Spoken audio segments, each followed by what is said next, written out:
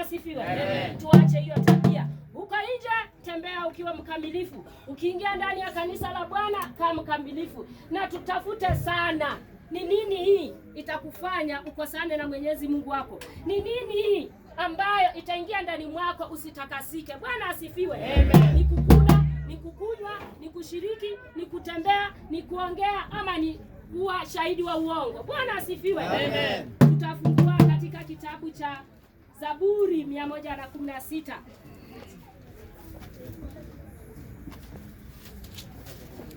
Mstari wa kwanza na wa pili.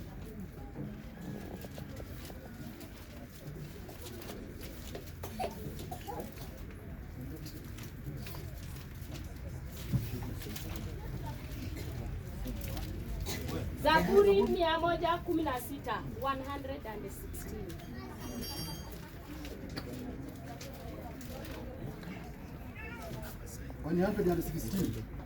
Yeah, mstari wa kwanza na wa pili.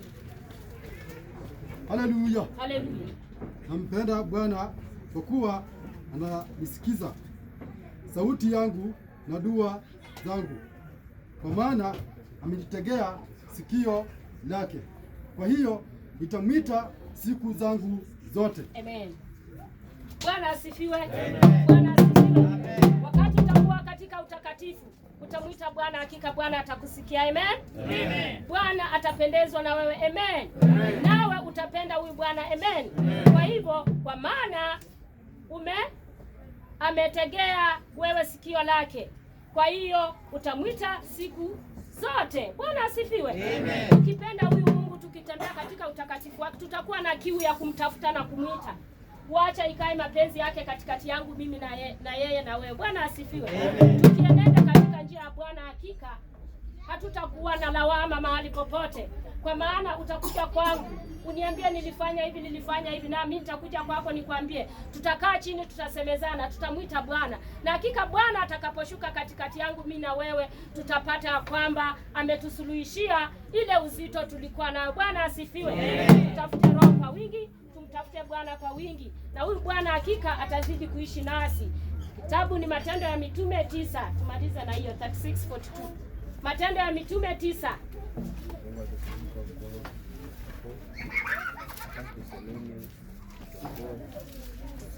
Matendo ya Mitume 9:36 ni mstari. Maandiko yanasema kwamba na mwanafunzi mmoja alikuweko Yafa, jina lake Tabitha, tafsiri yake ni Dorkasi, yani paa.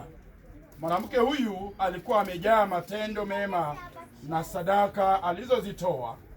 Ikawa siku zile akaugua, akafa. Hata walipokwisha kumwosha, wakamweka orofani. Na kwa kuwa mji wa Lida ulikuwa karibu na Yafa, nao wanafunzi wamesikia ya kwamba Petro yuko huko, wakatuma watu wawili kwake kumsihi na kusema, usikawie kuja kwetu. Petro akaondoka akafuatana nao. Alipofika, wakampeleka juu orofani. Wajane wote wakasimama karibu naye, wakilia na kumwonyesha zile kanzu na nguo alizozishona Dorkasi wakati ule alipokuwa pamoja nao. Petro akawatoa nje wote, akapiga magoti, akaomba, kisha akaelekea yule maiti, akanena, Tabitha, ondoka. Naye akafumbua macho yake, na alipomwona Petro akajiinua, akaketi. Akampa mkono, akamwinua. Hata akiisha kuwaita wale watakatifu na wajane, akamweka mbele yao hali yu hai. Ikajulikana katika mji mzima wa Yafa, watu wengi wakamwamini Bwana. Basi Petro akakaa siku kadhaa huko Yafa, nyumbani mwa mtu mmoja jina lake Simoni, mtengenezaji wa ngozi. Mungu abariki maandiko. Bwana asifiwe. Kitabu cha Dorkasi. Bwana asifiwe. Tukiangalia katika andiko takatifu, linatuonyesha ya kwamba na kutufundisha kulikuwa mwanamke. Huyu mwanamke alikuwa anaitwa Dorkasi. Dorkasi alikuwa anafanya kazi ya Mungu, anaingia ndani ya kanisa la Mungu, anapamba kanisa la Mungu, anapamba washiriki, anapamba viongozi, anafanya mapenzi ya Bwana katika hekalu. Bwana asifiwe. Huyu mama kama hakuingia, washiriki walikuwa na wasiwasi. Huyu mama ako wapi? Kwa nini hajaingia? Siku moja wakiwa katika wasiwasi, ikaonekana ya kwamba Dorcas aliugua na akaweza kufariki. Bwana asifiwe.